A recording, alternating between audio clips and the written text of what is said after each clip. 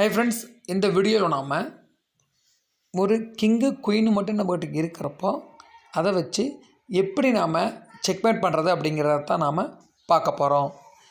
இதுக்கு பார்த்தீங்கன்னா நீங்கள் பிளாக் கிங்குக்கு நீங்கள் நைட்டை வச்சு செக் வச்சா எப்படி வைப்பீங்களோ அதே இடத்துல தான் வந்து நீங்கள் அதே மாதிரி நீங்கள் குயினை மூவ் பண்ணணும். இப்போ பாருங்கள் எப்படின்னு நான் உங்களுக்கு செஞ்சு காட்டுறேன். இப்போது பிளாக் கிங்கு மூவ் ஆயிடுச்சு. இப்போ நாம் குயினை வந்து எங்கே மூவ் பண்ணுறோன்னு பாருங்கள். இப்படி மூவ் பண்ணணும். அந்த இடத்துல நம்ம நைட்டு வச்சு செக் வருதா அதே மாதிரியே நம்ம மூவ் பண்ணணும். இன்னொரு விஷயம் நீங்கள் கவனத்தில் வச்சுக்க வேண்டியது என்னென்னு பார்த்தீங்கன்னா, பிளாக் கிங் வந்து ரைட் சைடு மூவ் ஆனால் நீங்கள் ரைட் சைடு மூவ் ஆகுங்க, லெஃப்ட் சைடு மூவ் ஆனால் நீங்கள் லெஃப்ட் சைடு மூவ் பண்ணணும் குயினை. அதேமாரியே மேலே மூவ் பண்ணால் நீங்கள் குயினையும் வந்து அதேமாரியே மேலேயும் மூவ் பண்ணணும். சரிங்களா? ஏன்னா நிறைய பேர் வந்து இந்த குயினும் கிங்கும் இருக்கிறப்போ அதிகபட்சம் ட்ரா பண்ணுறதுக்கு தான் வாய்ப்பு அதிகமாக இருக்குது.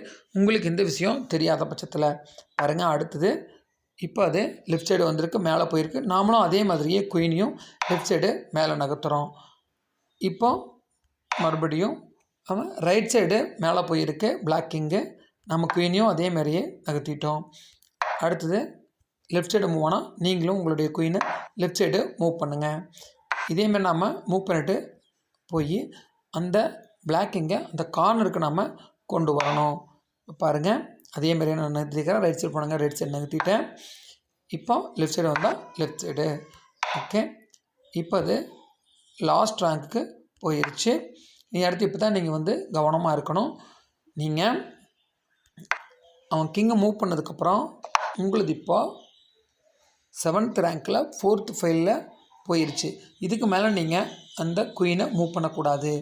ஏன்னா இப்போ அவன் கடைசியாக போனதுக்கப்புறம் நீங்கள் தவறுதலாக C7 எடுத்து வச்சிங்கன்னா ட்ராவ் ஆகிரும்.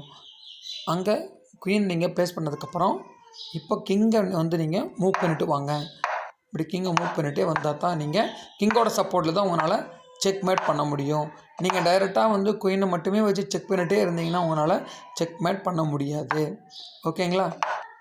நீ அடுத்த மூவ் செக்மேட். இந்த வீடியோ உங்களுக்கு பிடிச்சிக்குன்னு நினைக்கிறேன். மறுபடியும் வேறொரு வீடியோவில் நம்ம சந்திப்போம். தேங்க்யூ.